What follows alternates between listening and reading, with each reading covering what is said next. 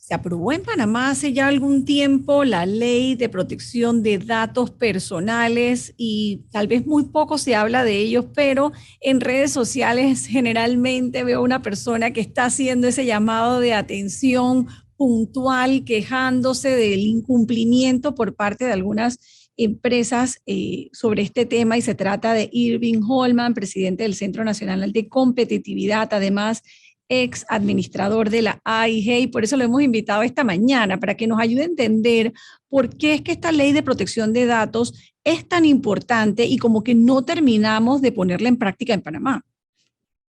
Muy buenos días, Alexandra, y también Mirna, y aprovecho para felicitarlas en el Día de la Madre de ayer, Gracias. a toda Gracias, su Irving. audiencia. Sí, sí, en efecto es un derecho constitucional, está consagrado en la Constitución, pero no había sido desarrollado. Y a la ANTAI, en su momento, además del tema de transparencia, que también podemos hablar de eso, de publicar información en formato abierto, transparente, etcétera, también desde que se constituyó la ANTAI se le dio la responsabilidad de tutelar la protección de datos personales. Entonces, este derecho constitucional no había sido desarrollado salvo por esa asignación que se le dio a ANTAI desde su momento. Hicieron intentos de desarrollar una ley y reglamentarla en Panamá, fueron infructuosos en su momento. Entonces, justo cuando estaba de administrador general de la AIG, apoyé mucho a la ANTAI, siendo que Panamá era uno de los pocos países de la región, solo escasos de Centroamérica y algunos de Sudamérica, que no tenían una ley de protección de datos personales. Pero ¿en qué consiste? Porque yo creo que la gente no está muy clara en qué consiste eso de proteger mis datos personales. Pónganos ejemplos. Ahora que la tecnología se ha popularizado y sobre todo en estos momentos, la protección de datos personales es el derecho que tiene un ciudadano a que la información que lo identifica o lo hace identificable, ejemplo, su nombre, cédula, lugar de residencia, hay datos sensibles como religión, afiliación política, temas de salud, son datos sensibles. Todo eso el ciudadano tiene derecho a que si él no da el consentimiento para que se utilicen, para que se capturen, para que sean tratados o procesados, las empresas, y esto es algo que viene de Europa, hay un estándar europeo que es el Reglamento General de Protección de Datos Personales, que es el que más se está utilizando como referencia a nivel global, y Panamá ha seguido mucho esa línea. Esas empresas que no tengan esos procedimientos y que no adviertan al ciudadano, al consumidor, sea una persona natural o una persona jurídica, de cómo va a ser tratado ese dato, puede incurrir en faltas, inclusive en multas. Y un ejemplo para entrar en ejemplos y cosas que he tuiteado, ¿no? Si yo voy a un restaurante y me piden mi cédula para darme un descuento de jubilado, la única información que debe ser requerida ni siquiera es mi nombre, mi número de cédula, es mi edad y mi sexo, porque el descuento de jubilado para los hombres es distinto que el de las mujeres. Es la única información pertinente. No me tienen que pedir más nada. No me deben de fotocopiar la cédula. La cédula es algo que uno debe de resguardar, porque uno no sabe, ahí está su firma y está mucha información que no es necesaria y que puede ser mal utilizada. Entonces es un derecho ciudadano el no tener que darla, y eso es lo que la ley también protege y se llama el derecho a la oposición. Si yo estoy entrando a un lugar, vamos a decir un edificio, y me quieren, para poder entrar en el edificio, escanear mi licencia o escanear mi cédula con todo completo, bueno, van a tener que hacer ajustes. Desde que la ley fue promulgada, dio 2 años, que vencían en marzo de este año, para que entrara en vigor la ley. Y ahora el ciudadano puede perfectamente decir, mira, te puedo dar mi cédula para que yo sea identificable, mi nombre, pero yo no tengo que darte mi fecha de nacimiento, ni mi firma, ni mi imagen, si me vas a tomar una imagen, tiene que ser con mi consentimiento. Es más, yo puedo preguntarte para qué vas a utilizar esa información. Y, y el establecimiento tiene que asegurarme y poder demostrarme que esa información va a ser utilizada solo para temas de seguridad. Voy a una farmacia, quiero mi descuento. Bueno, entonces todo lo que necesito dar realmente es mi nombre, ahí sí porque va en la factura, cédula, fecha de nacimiento y sexo por el tema del descuento. Esa es la información que es pertinente. Y ese establecimiento comercial, vamos a decir, esa farmacia, también me decir, bueno, esto lo vamos a utilizar es para la factura. Yo puedo decir, no me interesa recibir correos electrónicos, porque esa es otra información que ahora piden, el correo electrónico. No me interesan las promociones. Bueno, si me llegan, la ley exige y obliga a las empresas a que el consumidor pueda indicar, no quiero recibir correos electrónicos. O sea, puedo utilizarlo para el fin para el cual estaba, necesitaba la información, pero puedo rehusar cualquier otra información que no me interese. Entonces tienen que adecuar los procesos. Ahora con el tema de la factura fiscal, que también lo he tuiteado. Para la emisión de la factura fiscal es optativo si yo quiero que salga mi nombre, mi número de cédula, y me piden dar el correo electrónico para enviarme la factura electrónicamente. Le preguntaría al cajero, y aquí es donde tienen que entrenar a los comercios, pues tienen que entrenar a sus cajeros, que son los que generalmente reciben las preguntas, qué se va a hacer con esa información y garantizar al ciudadano que esa información se está obteniendo solo para el propósito de emitir una factura fiscal, no para fines comerciales. Más sé de un comercio pues que cuando hice la pregunta me dice, bueno, lo que pasa es que este correo electrónico también se lo damos a otras empresas que hacen publicidad, pues no me interesa, ¿no? Y tengo el derecho de oponerme a ello. Entonces son los temas que se protegen, y sobre todo ahora pues que hay todos estos temas tecnológicos, la transformación digital, incluyendo del gobierno, y era por eso el interés en ese momento también de la AIG, que era necesario para generar confianza ciudadana en los datos que se le están proveyendo al gobierno, que va a haber el resguardo, el tratamiento y el uso de la información para los fines para los cuales esa información fue brindada. Y ahí está, y ahí es donde está la clave. Y señor Hallman, buenos días, le saluda Mirna. Y es interesante esta entrevista y es valioso también lo que usted está aportando, porque muchos de nosotros no sabemos qué es obligatorio y qué es lo que no debemos revelar a los locales comerciales y a otro tipo de situaciones que a veces se presentan en el diario vivir. Pero, por ejemplo, me llamaba la atención que usted también tuiteaba sobre el tema de los bancos. Y mucha gente se pregunta, ¿pero por qué recibo llamadas de los bancos que tienen información mía? Y usted tuiteaba algo interesante, recibí una llamada del banco tal, al consultarle sobre cómo adquirió los datos o mis datos, cerró inmediatamente.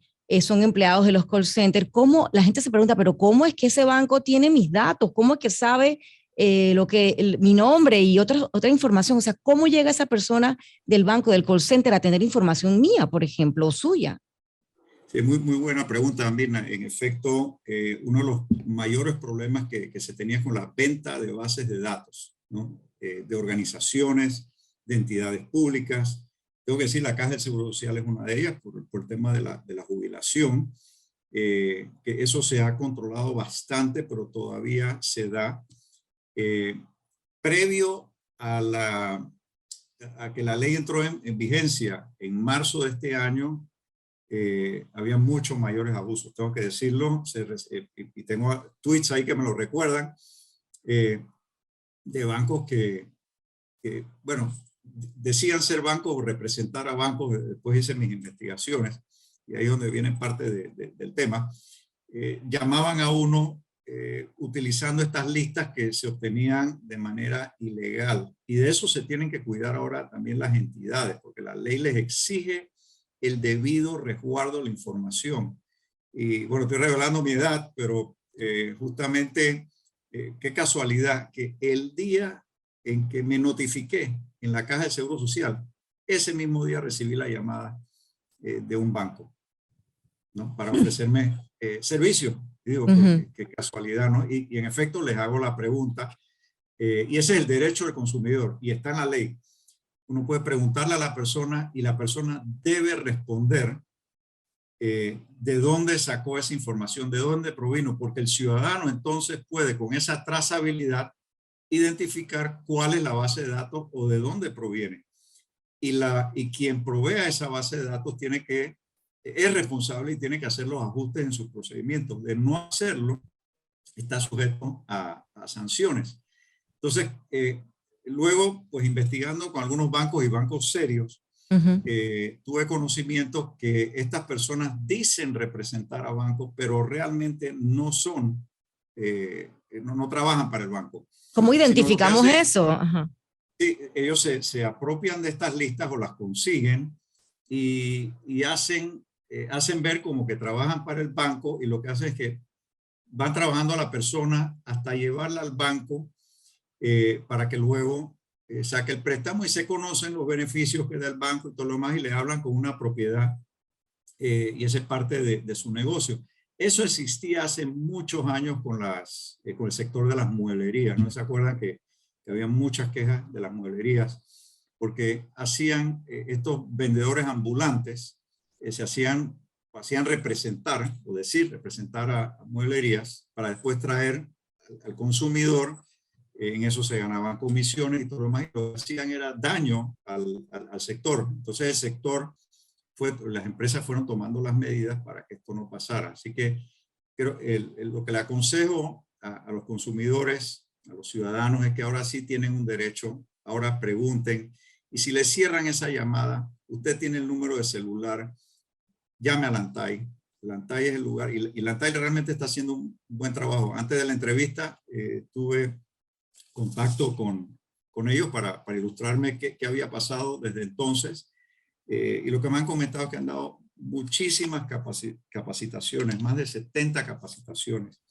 Hay una treintena de casos que ya están en la ANTAI, que se están investigando. Entonces, están siendo muy activos en hacer docencia, y principalmente pues con lo que comentaba, con los cajeros, con los puntos de contacto con los consumidores, para que sepan cómo responder.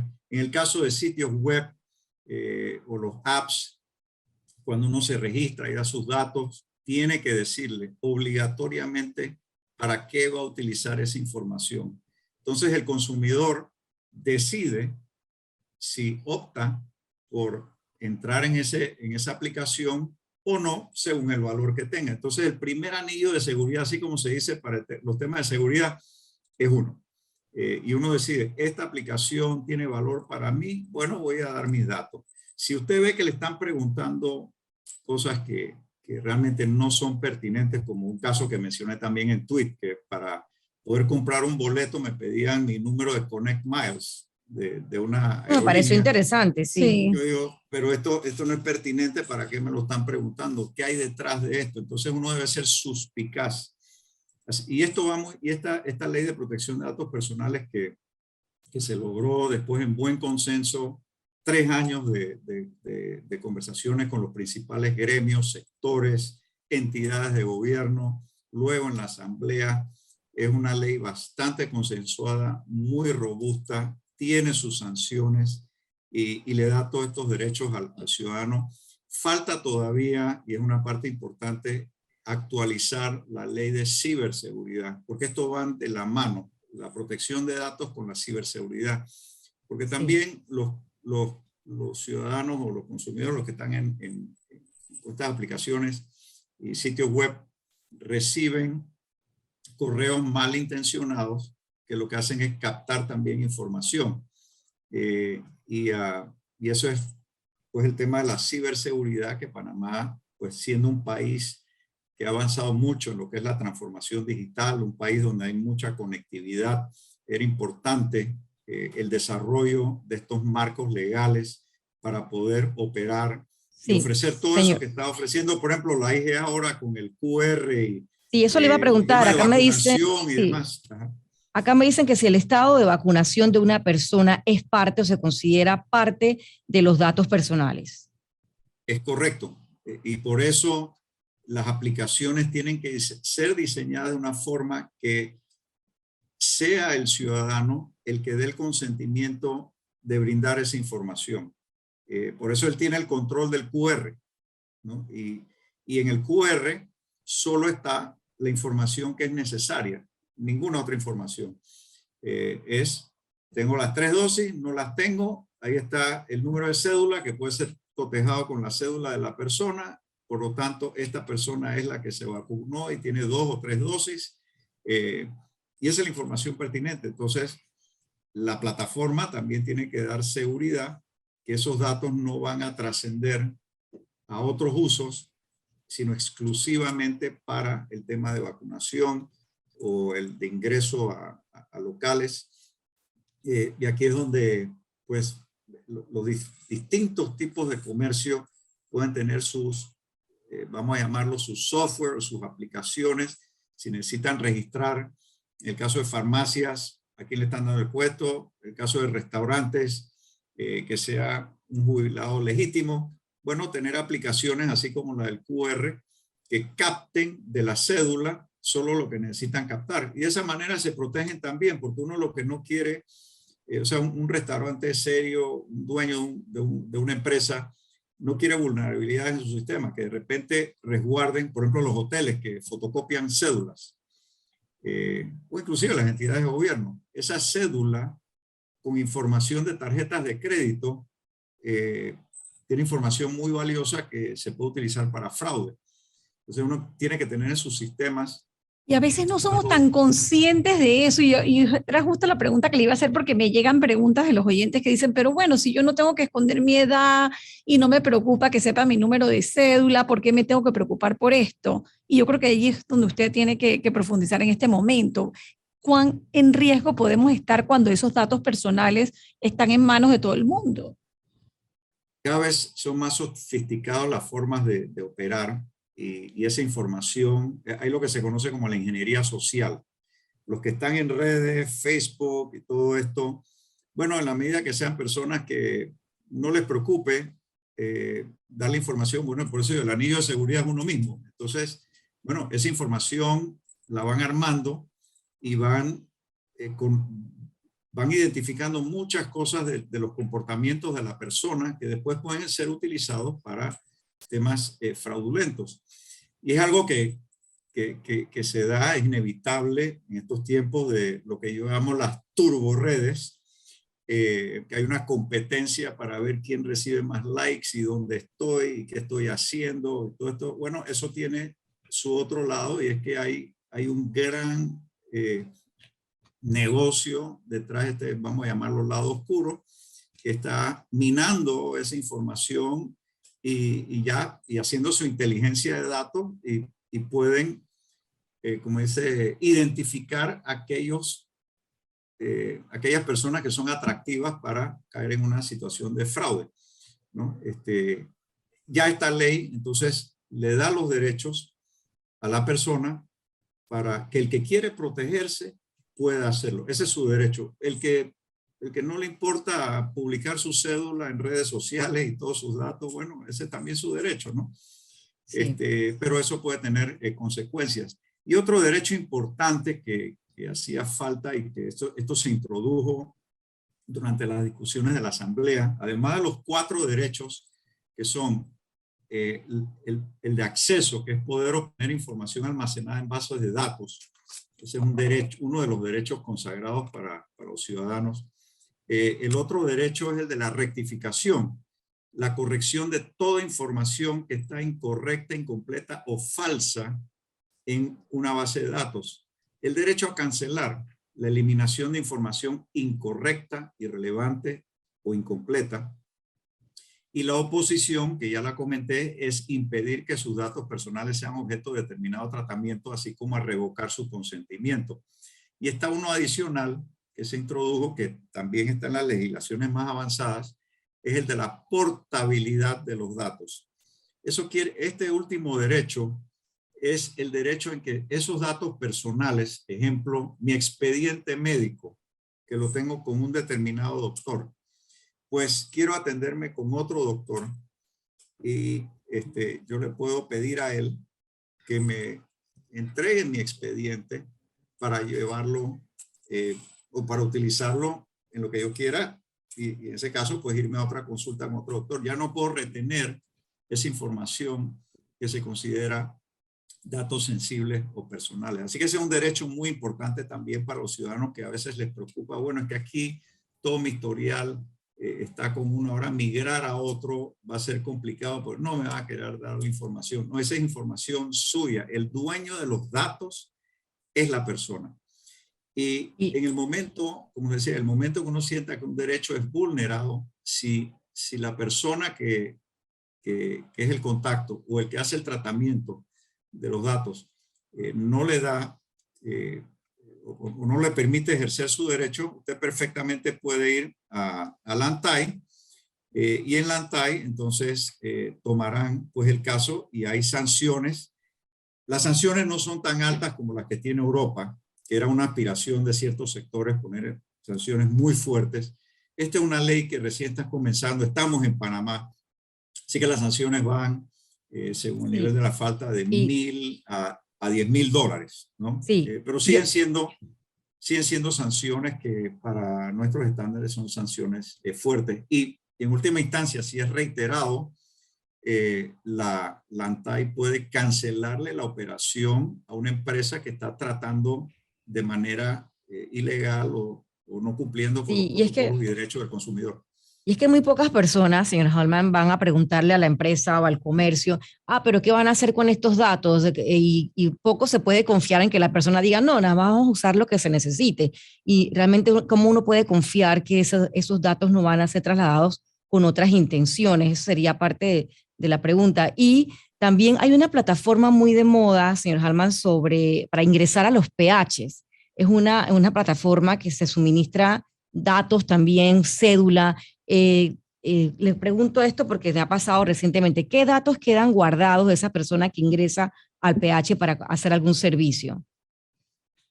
Sí, bueno, si le escanean la cédula, sí, ahí quedaron todos los datos. Si eso es lo que hacen, ¿no? En los PHs.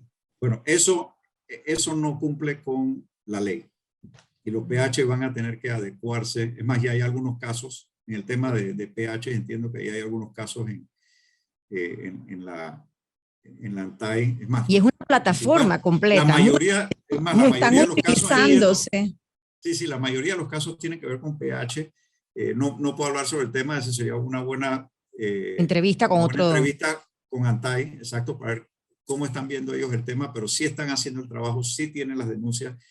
Y la multa para un PH puede iniciar en $1,000. O sea, sí. Pero es decir, el PH no por puede... ejemplo, si usted va a entrar en un edificio...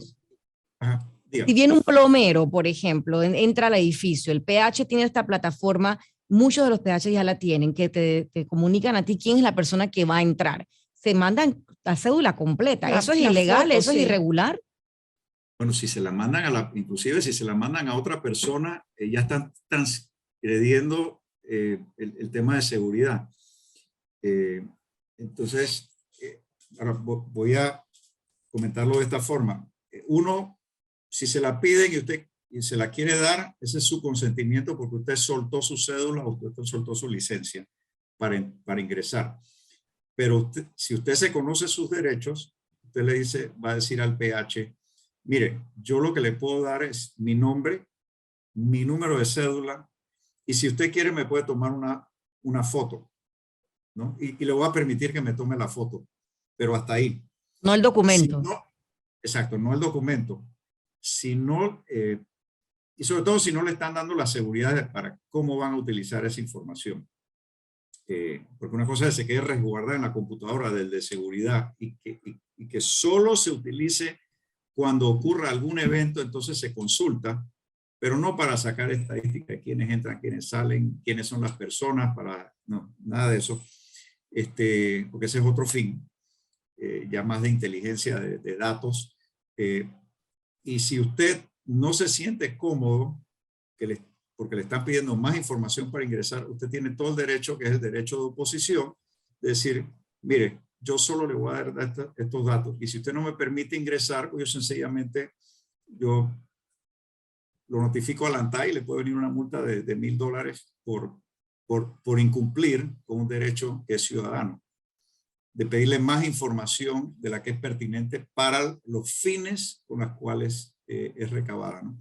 Son temas que las entidades, los establecimientos tienen que irse adecuando. Esto toma un tiempo, ya se les dio un periodo de 2 años para que analizaran la ley.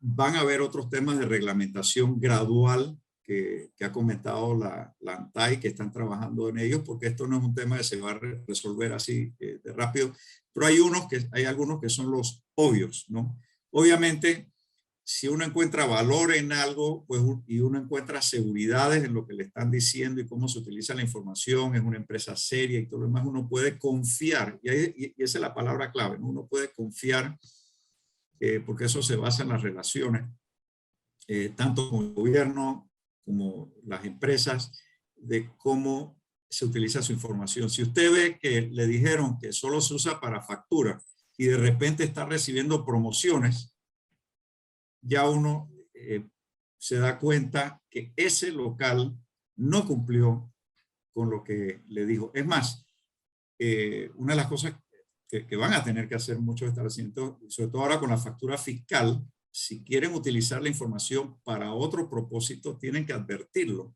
Como efecto, tuiteé el caso de un establecimiento comercial que en su caja tenía un texto de la ley sobre facturas fiscales que decía: solo necesitamos recabar esta información: cédula, nombre y su correo electrónico. ¿Por qué? Porque el establecimiento comercial también se está protegiendo. Uno, te advertí qué es lo que necesito, y que un personal o un colaborador de mi empresa no le pida más información de la que es necesaria, que después puede utilizarse para otros fines. Yo creo que ha quedado muy clara la explicación que nos ha dado esta mañana. Queríamos hablar también del Centro Nacional de Competitividad, pero creo que vamos a tener que dejar ese tema para una siguiente entrevista, porque la verdad que ha sido muy interesante los planteamientos y los consejos que ha dado a nuestros oyentes. Gracias, Irving Holman, por estar esta mañana aquí en Radio Panamá, y prometemos esa segunda parte de la entrevista para hablar del otro tema, ¿le parece? Un placer estar con ustedes. Gracias, gracias.